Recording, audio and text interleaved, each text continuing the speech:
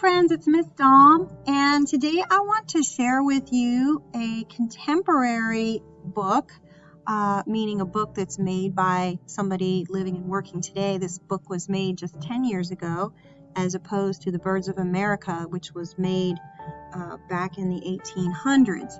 So the author illustrator is Claudia McGee.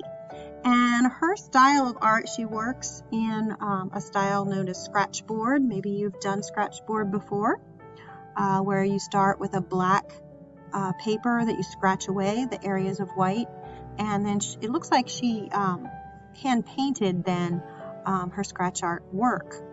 And so the reason I'm sharing this with you, I wasn't really planning on reading the book as much as sharing with you the illustrations that the author made.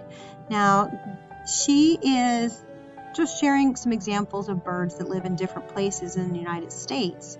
And of course, we did a parrot, so you're not going to be copying what she's doing.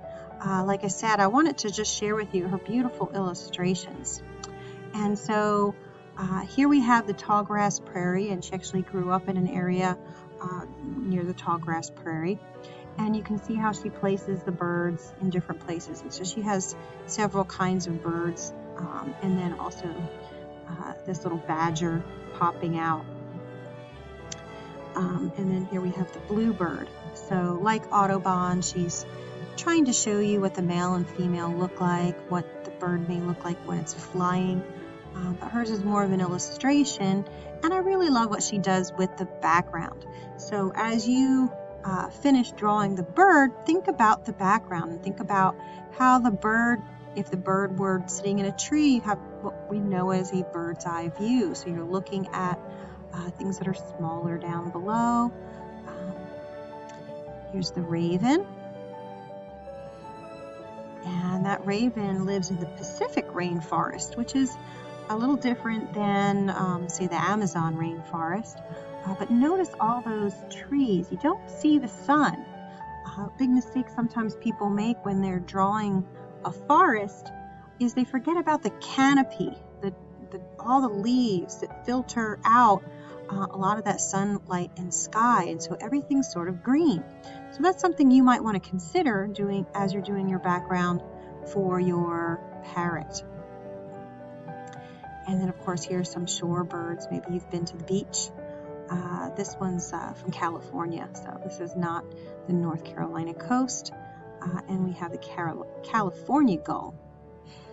And then here we have the roadrunner that lives in the desert. So a very different kind of background for that bird. And again, you see kind of what sorts of other plants and animals live where that bird lives. And if you decided to draw that Carolina parakeet, maybe you want to look out your window or think about the things you see right here in North Carolina. But if you decided to do a parrot, a tropical parrot like a macaw, maybe you decided to think about the rainforest. So here we have some birds living out on the farm, and back to some birds that live at the beach. The woodpecker. We have woodpeckers here in North Carolina. I've seen them around in my yard.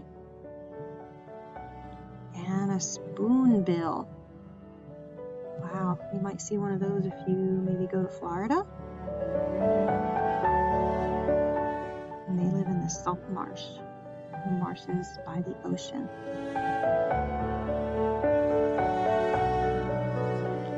And once again, you can see how there's lots of vertical lines. That would be the tree trunks.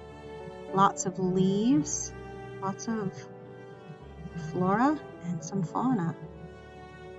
So here we have some ducks that might live near a city. Ducks are very adaptive. They live all different places. And here we have the gulls, again, back to the beach area. We definitely see gulls when we go to the beach. So think about the bird's eye view.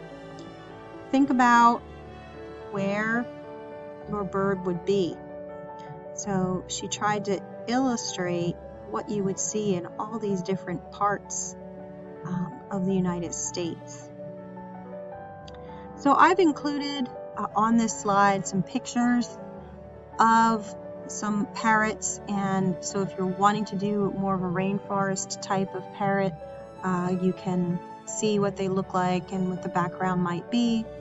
If you're wanting to, or if you've drawn the Carolina parakeet, that one that was extinct that Audubon drew, then just look out your window, look around your neighborhood, and think about what sorts of trees and plants you would see here in North Carolina.